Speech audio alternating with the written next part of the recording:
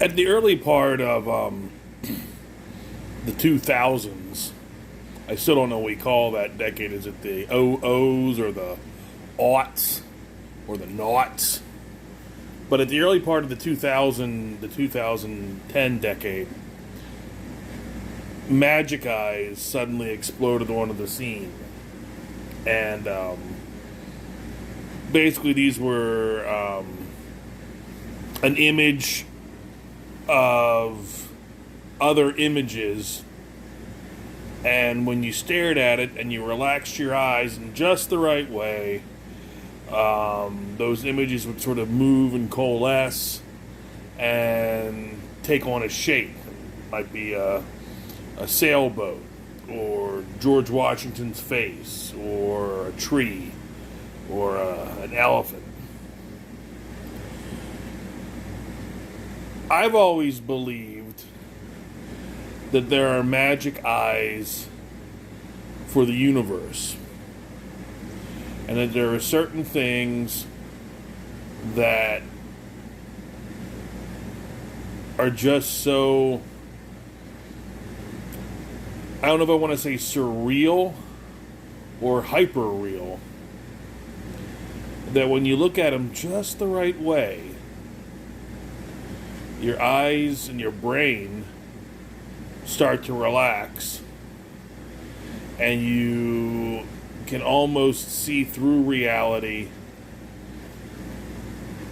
to the fundamental making, destruction, and remaking of creation.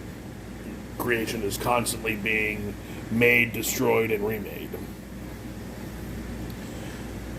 I've said that the three universal magic eyes that I've identified so far are the novel Finnegan's Wake by James Joyce. Everybody's probably sick of hearing me talk about Finnegan's Wake by this point. The second one being the motion picture The Room by Tommy Wiseau and Greg Sestero. And the third magic eye that I've identified is our own narwhal. When I first read Earthbound, I remember putting it down and thinking about it for most of the remainder of the afternoon, because I was trying to digest what I'd just seen or what I just read. And I have a similar experience every time I look at Narwhal's art. Because Narwhal's art defies description. Narwhal's art is the art that, when SJWs or anti-comic skaters look at it, they think they're proving a point by pointing to Narwhal's art, because they're such Philistines that to them it looks silly or ridiculous. I would posit that looking at Narwhal's art is a test of how much your mind can expand, how elastic your mind is, how open you are to new perspectives and new experiences. How open you are to a complete redefinition of what constitutes sequential comic art. We've all read, or we've all seen, or we're at least familiar with McCloud's Understanding Comics, and Narwhal is the counterpoint. because Narwhal upends all the rules that we've all thought comics had to live by. I once said that Narwhal's art is what exists between the panels. In that way, it's a lot like Tom Stoppard's Rosencrantz and Guildenstern Are Dead. Rosencrantz and Guildenstern are two minor characters in Hamlet. They have very little stage time. And so Stoppard wanted to write a play positing, do these two minor characters have any life other than that given them by the playwright? Because if Rosencrantz and Guildenstern Are Dead are on the stage and they start to go off stage left saying, "We're going to the store," well, if you went backstage, you wouldn't see Rosencrantz and Guildenstern at the store. You'd see two actors smoking cigarettes and waiting for their next cue.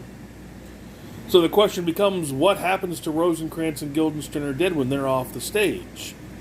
The actors go back and have a cigarette. Where do the characters go?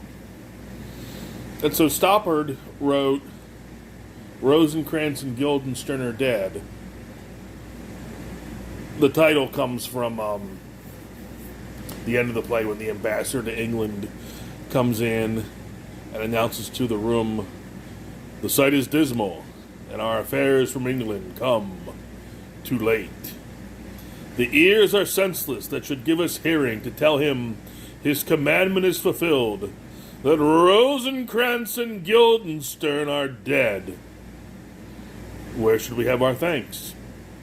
I have that line burned in my brain because that's the part I played my junior year when I was in Norwich. I was in a production of Rosencrantz and Guildenstern Are Dead.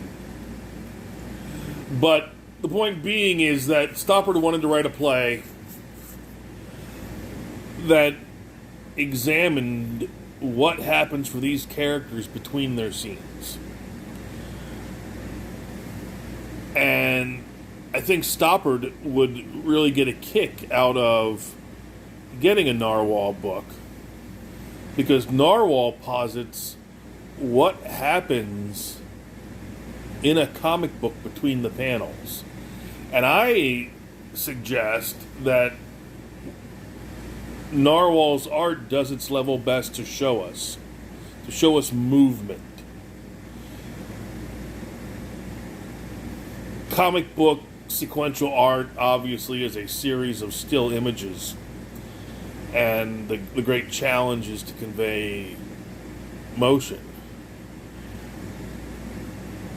I don't think Narwhal's art conveys motion. I think Narwhal's art is motion. I think Narwhal's art is moving, which is why I find it hypnotic, and which is why I say when you look through it, you can see the restructuring of our reality. I'm saying all this because I just got and read the Narzack book Runner. And I need to talk about first Zack. Zack is in many ways an idea coffee pot, in that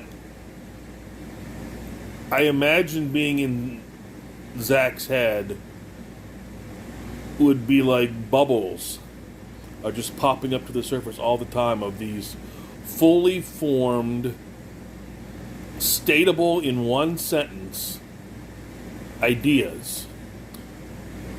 What if the moon cracked in half and each half went in different directions? What if dandelions were made out of sunlight? What if this? What if that? And these ideas pop up, and like blown malts, they almost immediately need to be shared. which is why I think, given the number of books that Zach has put out since that first Jawbreakers, he seems very resistant, while at the same time very drawn to the idea of creating a franchise. Yes, I'm aware Jawbreakers would be considered his signature franchise, and he has other franchises like Iron Heights, and now starting off Impossible Stars is no longer a one-off. It's going to have a sequel, and I'm of the understanding that Iron Sights and Impossible Stars are going to exist in a shared universe. But for every book that comes out that's part of a franchise, these one-offs keep bubbling forth. Because as I say, I just he's an idea factory. And that's why I think he melds so well with Narwhal.